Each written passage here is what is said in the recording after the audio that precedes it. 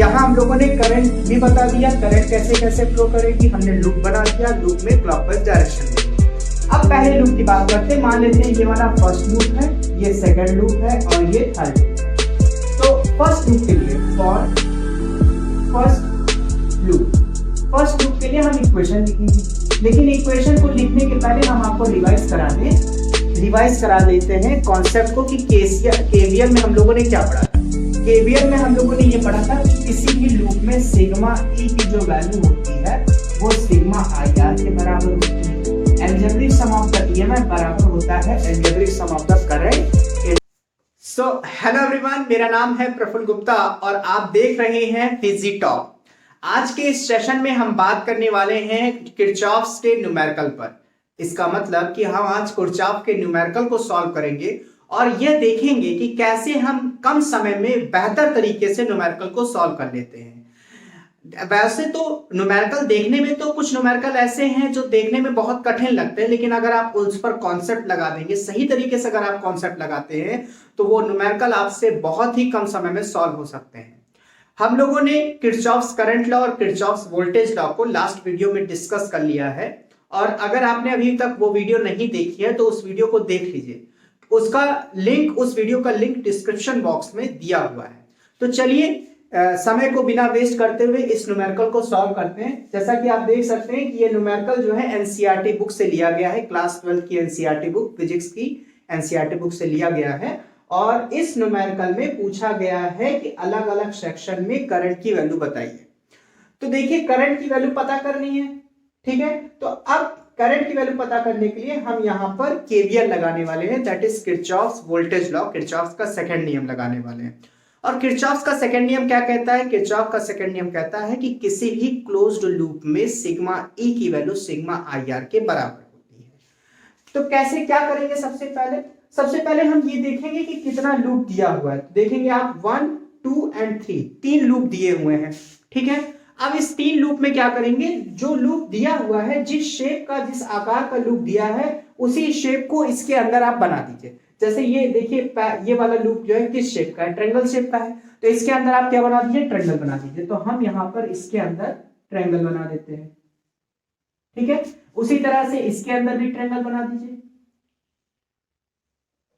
उस तरह से ये जो लूप है, इस लूप का शेप बना दीजिए। ये आपने इस लूप का शेप बना दिया, क्लियर। अब आप क्या करिए?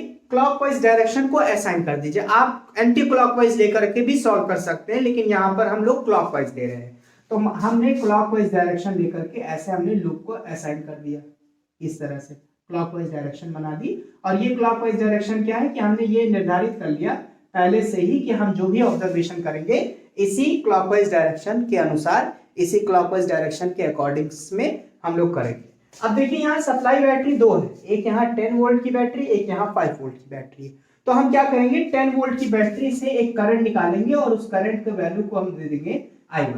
अब जब ये I1 करंट यहां से निकलेगी तो इस पॉइंट पे पहुंचेगी। अब इस पॉइंट पे करंट को जाने का 2 रास्ता मिलेगा, एक रास्ता इधर और एक रास्ता इधर। तो मान लेते हैं कि कुछ करंट इधर चलेगी और जो करंट गई उसको नाम हमने दे दिया I2 करंट। I2 करंट उधर चली गई, तो बाकी बची हुई करंट इधर जाएगी और इसकी वैल्यू कितनी होगी? I1 minus I2। तो I1 माइनस I2 करंट इस सेक्शन में आएगी और I2 करंट इस सेक्शन में चली जाएगी। अब मान लेते हैं कि इस बैटरी से I3 करंट निकल रही है, तो यहां पर I2 करंट आएगी और इधर से I3 करंट आएगी, और यहां पर जो करंट मिलेगी हमको वो मिलेगी I2 प्लस I3 करंट। तो I2 प्लस I3 करंट इस 2 ओम के रेजिस्टेंस से होकर के जाएगी, क्लियर। अब I1 करंट अपने सेक्शन में चली जाएगी, तो यहां पर कितनी करंट आएगी? जो करंट ऊपर से आ रही थी उस करंट में I1 करंट इधर चली जाएगी, तो यहां पर जो बचेगी करंट, यहां पर जो करंट की वैल्यू होगी वो होगी I2 plus I3 minus I1। This is the value of the current in the 2 ohm resistance, ठीक है। अब क्या हुआ कि यहां हम लोगों ने करंट भी बता दिया, करंट कैसे कैसे फ्लो करेगी, हमने लूप बना दिया, लूप में क्लॉकवाइज डायरेक्शन ले ली। अब पहले लूप की बात करते हैं। मान लेते हैं ये वाला फर्स्ट लूप है, ये सेकंड लूप है और ये थर्ड लूप है। तो फर्स्ट लूप के लिए for first loop first loop के लिए हम इक्वेशन लिखेंगे, लेकिन इक्वेशन को लिखने के पहले हम आपको रिवाइज करा देते हैं कॉन्सेप्ट को कि केवीएल में हम लोगों ने क्या पढ़ा था। केवीएल में हम लोगों ने ये पढ़ा था कि किसी भी लूप में सिग्मा ई की जो वैल्यू होती है वो सिग्मा आई आर के बराबर होती है।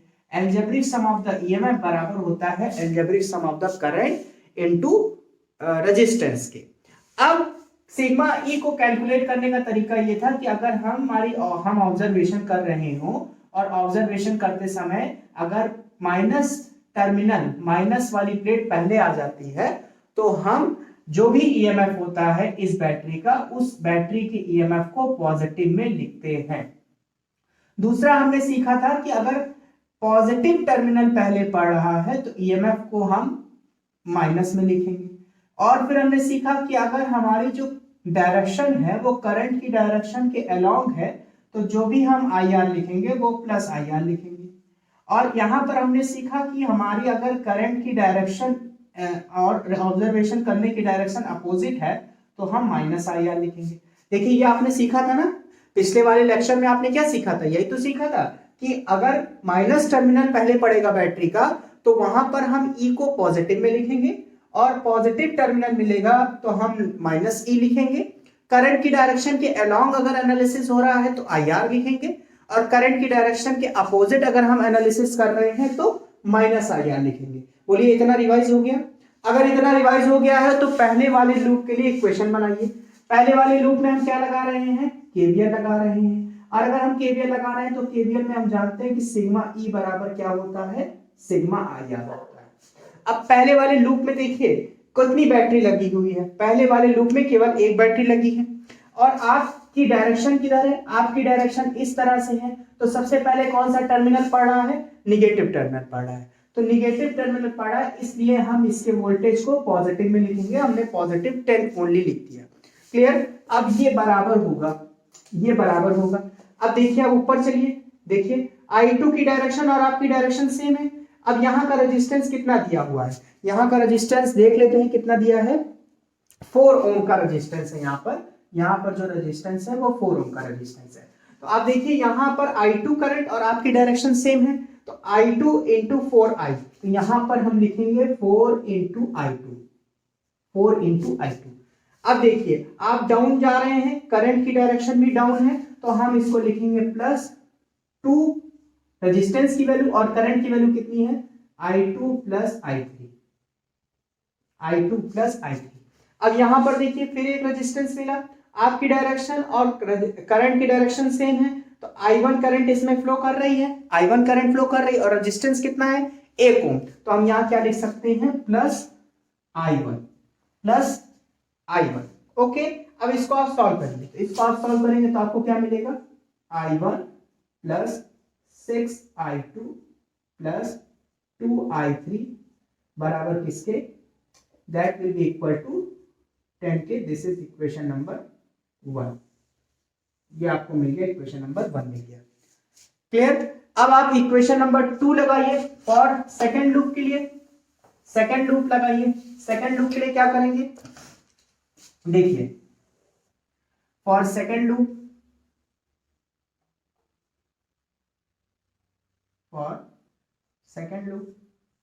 सेकंड लूप के लिए क्या करेंगे? देखिए अब सेकंड लूप में भी कितनी बैटरी इस सेकंड लूप से अटैच है? केवल ये वाली बैटरी 10 वोल्ट की बैटरी अटैच है। और आप देखिए आप इस डायरेक्शन में आ रहे हैं ना, इस डायरेक्शन में आएंगे। जब आप इस डायरेक्शन में ऐसे ऑब्जर्वेशन कर रहे हैं ना, तो ऑब्जर्वेशन ऐसे कर रहे हैं तो सबसे पहले कौन सा टर्मिनल मिलेगा? बैटरी का पॉजिटिव टर्मिनल मिल रहा है, इसलिए इस बैटरी के ईएमएफ को हम निगेटिव में लिखेंगे। तो जब हम सेकंड लूप के लिए सिग्मा ई बराबर सिग्मा आई आर लगाते हैं, सेकंड लूप के लिए सिग्मा ई बराबर सिग्मा आई आर हमने लगाया तो ई की वैल्यू हमको यहाँ पर माइनस में मिल गई। तो यहां पर हम लिख सकते हैं -10 इज इक्वल टू। अब देखिए यहां पर ये डायरेक्शन आपके ऑब्जर्वेशन करने की डायरेक्शन और करंट की डायरेक्शन दोनों क्या है? अपोजिट है। तो यहां पर हम लिख सकते हैं -I1। अब ये देखिए यहां पर आपकी डायरेक्शन और करंट की डायरेक्शन क्या है? सेम है।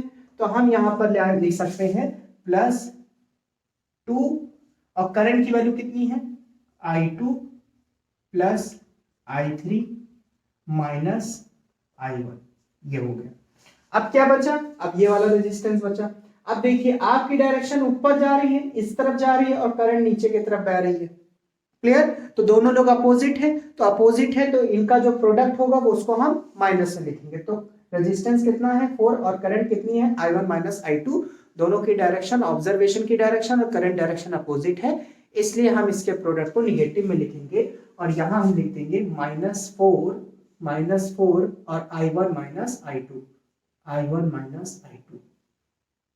अब इसको सॉल्व कर लीजिए, तो ये कितना आ जाएगा, -10 is equal to -I1 plus 2I2 plus 2I3 -2I1 -4I1 -4I2। तो -4 और -2 और माइनस ये हो गया -7I1, और 2I2 और 4I2 मिलकर के बन गया +6I2 और प्लस 2I3। ये आपको बराबर हो गया किसके, -10 के। दिस इज, और इसको अगर हम माइनस से दोनों तरफ मल्टीप्लाई कर दे तो हमें क्या मिल जाएगा, हमें मिल जाएगा 7I1 -6I2 -2I3 that is equal to किसके, 10 के। This is equation number second for the second loop. देखो यहां तक क्लियर हुआ, यहां तक क्लियर हो गया। अब क्या करने वाले हैं, अब हम लोग थर्ड लूप के लिए इक्वेशन लिखेंगे। तो थर्ड लूप के लिए इक्वेशन देखिए कैसे लिखेंगे। अब हम यहां लिखेंगे for third loop, third loop के लिए इक्वेशन लिखेंगे फॉर थर्ड लूप।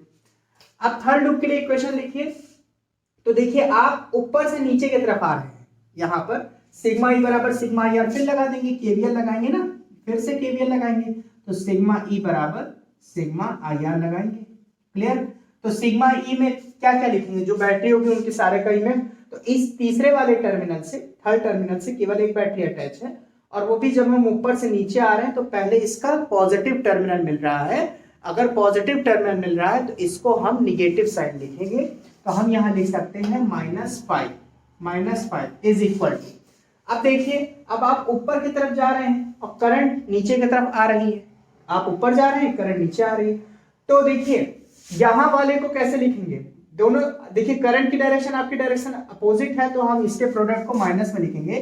तो रेजिस्टेंस कितना है 2, तो हम लिख देंगे -2, और करंट की वैल्यू कितनी है, करंट की वैल्यू है I2 plus I3 minus I1, I2 plus I3 minus I1। समझ गए? अब क्या करना है बेटा, अब जो है, अब देखो करंट नीचे आ रही है और आप ऊपर जा रहे हो, तो इन दोनों के प्रोडक्ट को फिर से हम माइनस में लिखेंगे, फिर से लिखेंगे। तो फिर से कैसे लिख सकते हैं इसको, हम यहां पे लिखेंगे -2 और ये कितना हो जाएगा I2 प्लस I3। अब इसको सॉल्व करिए, तो आप लिखेंगे -5 is equal to -2I2 -2I3 minus minus plus 2I1 -2I2 और -2I3। अब I1 देखिए कितना है, ये है I1, तो ये मिल गया हमको 2I1 -2I2 और -2I2 मिल गया -4I2 -2I3 मिल गया -4I3 इज इक्वल टू किसके, -5 के। माइनस से दोनों तरफ मल्टीप्लाई कर दीजिए, करिए चाहे ना करिए कोई दिक्कत नहीं है। ये आपका बन गया equation number 3। This is equation number 3। देखिए आपको पहले लूप के लिए ये वाला इक्वेशन मिल गया, दूसरे वाले लूप के लिए ये इक्वेशन मिल गया, और तीसरे वाले लूप के लिए ये इक्वेशन मिल गया। अब आपको क्या करना है, देखिए मैंने सब सही किया है, सब सही हो रहा है, हाँ सब सही है। अब क्या करना है आपको, अब आपको जो है ये देखना है कि किसमें चीजें कॉमन जा रही हैं हमारी। जैसे कि ये वाला जो इक्वेशन हमारा बना हुआ है, यहाँ पर देखिए 2I3 है और कहीं इसमें 2I3 है, यहाँ पर देखिए 2I3 है। ये वाले इक्वेशन में 2I3 हमको मिला और ये वाले इक्वेशन में 2I3 मिला। तो अगर हम इन दोनों इक्वेशन को जोड़ दें तो I3 कैंसिल हो जाएगा और फिर हमें I1 और I2 में रिलेशन पता चल जाएगा। और इसी तरह से हम इसको सॉल्व भी करते हैं। तो हम यहाँ पर क्या करेंगे, सॉल्व करेंगे, और सॉल्व करने के लिए क्या करेंगे, इक्वेशन नंबर 1 में इक्वेशन नंबर 2 जोड़ देंगे, यानी कि इक्वेशन 1 प्लस इक्वेशन 2। हमने इक्वेशन 1 में इक्वेशन 2 को क्या कर दिया, ऐड कर दिया। तो इक्वेशन 1 कितना है, I1 plus 6I2 plus 2I3 बराबर किसके, 10 के। और ये कितना है, 7I1 minus 6I2 minus 2I3 बराबर किसके, 10 के। This is equation number 1 and this is equation number 2। बस इसको आप सॉल्व कर दीजिए। तो जब आप इनको जोड़ेंगे तो जोड़ने पे क्या होगा, ये 2I3 प्लस वाला और ये माइनस वाला कैंसिल आउट हो गया, ये कैंसिल आउट हो गया, कितना आ गया, 6I1 इज इक्वल टू 20 के। तो I1 इज इक्वल टू किसके, 20/8 के। अब 4 की टेबल पढ़ेंगे, 4 5 जा 20 और 4 2 जा 8। तो माय डियर स्टूडेंट, I1 की जो वैल्यू आ गई वो 5/2 आ गई। देखिए मिली आपको I1 की वैल्यू। I1 की वैल्यू अगर आपको मिल गई हो तो बताइए, कर लीजिए, इतना कर लिया आपने। चलिए अगर आपने कर लिया है, अब हम क्या करने वाले हैं, हमें अब I1 की वैल्यू मिल गई, अब हम I2 सॉल्व करेंगे। तो I2 सॉल्व करने का तरीका क्या है, I2 सॉल्व करना है तो इसका मतलब I3 को एलिमिनेट कर दीजिए। तो क्या करिए आप यहां पर पहले वाले इक्वेशन में 2 से मल्टीप्लाई करिए जरा यहां पर। तो इक्वेशन नंबर 1 में हमने 2 से मल्टीप्लाई कर दिया, तो ये 2 से मल्टीप्लाई कर दिया तो ये बन जाएगा 4I3, और यहाँ -4I3 है, तो इन दोनों को अगर हम जोड़ेंगे तो I3 कैंसिल आउट हो जाएगा, I2 मिल जाएगा I1 के टर्म में। तो हम इसको जोड़ देंगे किसके साथ, इक्वेशन नंबर 3 के साथ। तो इक्वेशन नंबर 1 को जब आपने 2 से मल्टीप्लाई करेंगे आप, तो कितना आ जाएगा, 2I1 plus 12I2 plus 4I3 बराबर किसके, 20 के। तो दिस इज इक्वेशन नंबर 4। अब इस इक्वेशन नंबर 4 में इक्वेशन नंबर 3 को जोड़ दीजिए। तो हमारे पास इक्वेशन नंबर 4 क्या है, 2I1 प्लस 12I2 फिर प्लस 4I3 बराबर 20। और इक्वेशन नंबर 3 क्या है, 2I1 और -4I2 और -4I3 बराबर -5 के। इनको जोड़ दीजिए, तो जोड़ेंगे तो ये कैंसिल हो जाएगा, ये कैंसिल हो जाएगा, ये बन जाएगा 4I1 और plus 8I2 is equal to 15 के। तो 8I2 is equal to 15 minus 4I1 के, ये हो जाएगा 15। अच्छा इसको देखिए, I1 की वैल्यू क्या है, 5/2, इसको लिख सकते हैं 2.5। तो यहां पे हो जाएगा -4 इंटू 2.5। 2.5 कितना होता है, अगर मल्टीप्लाई करेंगे तो 10 आ जाएगा। तो 5 - 10 that is equal to 8I2 के। तो I2 बराबर कितना आ जाएगा, 5/8 आ जाएगा। I2 बराबर आ गया 5/8 एम्पियर और I1 बराबर आ गया 2। तो I2 की वैल्यू हमारी 5/8 एम्पियर आई है। अब इस I2 की वैल्यू और I1 की वैल्यू को हम इस इक्वेशन में पुट कर देंगे तो हमें I3 की वैल्यू पता चल जाएगी। चलिए आइए पुट करते हैं। तो I1 की जगह हम यहाँ पे लिखेंगे 5/2 plus 6 into 5/8 plus 2I3 is equal to 10। ये हो गया 5/2 plus 30/8 plus 2I3 is equal to 10। 2I3 is equal to 10। इसको सॉल्व करिए, ठीक है। तो हम इसको सॉल्व करेंगे तो कितना आ जाएगा, 10 माइनस 5/2 माइनस 30/8। आप इसको सॉल्व करेंगे तो आपको I3 की जो वैल्यू मिलेगी वो मिलेगी 15/8 ampere. This is the value of I3। तो I1 की वैल्यू आपको कितनी मिली, 5/2 एम्पियर। I2 की वैल्यू हमको मिलेगी, I2 is equal to 5/8 ampere. तो 5/8 हमें I2 की वैल्यू मिल गई और I3 की वैल्यू हम लोगों को क्या मिली है, 15/8 एम्पियर I3 की वैल्यू मिली है। तो I3 बराबर क्या हो गया, 15/8 एम्पियर। इस तरह से आपने देखा कि I1 की वैल्यू, I2 की वैल्यू, I3 की वैल्यू हमें 5/2, 5/8 और 15/8 एम्पियर मिली। अब जैसे पूछा जाए कि ए से बी तक में कितनी करंट फ्लो कर रही थी, तो I2 फ्लो कर रही है और I2 की वैल्यू कितनी है 5/8 एम्पियर है। इसी तरह से यहाँ पर कितनी है I1 माइनस I2, तो I1 में से I2 लेस कर देंगे तो हमें 13/16 एम्पियर की करंट मिल जाएगी। तो अलग अलग सेक्शन में अब आप करंट की वैल्यू को निकाल सकते हैं। तो थैंक यू एवरीवन, और अब नेक्स्ट लेक्चर में हम लोग नेक्स्ट न्यूमेरिकल को डिस्कस करेंगे। तब तक के लिए गुड नाइट, और इस वीडियो को शेयर करिए, अपने दोस्तों तक शेयर करिए। आपके अगर छोटे भाई बहन हो जो कि बोर्ड की एग्जाम्स देने जा रहे हो, कुछ कॉम्पिटिटिव एग्जाम्स नीट IIT वगैरह देने जा रहे हो, तो उनको ये वीडियो शेयर करिए ताकि ज़्यादा से ज़्यादा लोगों तक यह वीडियो पहुँचे। और अगर आपने अभी तक फिजी टॉक चैनल को सब्सक्राइब नहीं किया है तो चैनल को सब्सक्राइब कर ले ताकि लेटेस्ट अपडेट आपको मिलती रहे। Thank you so much.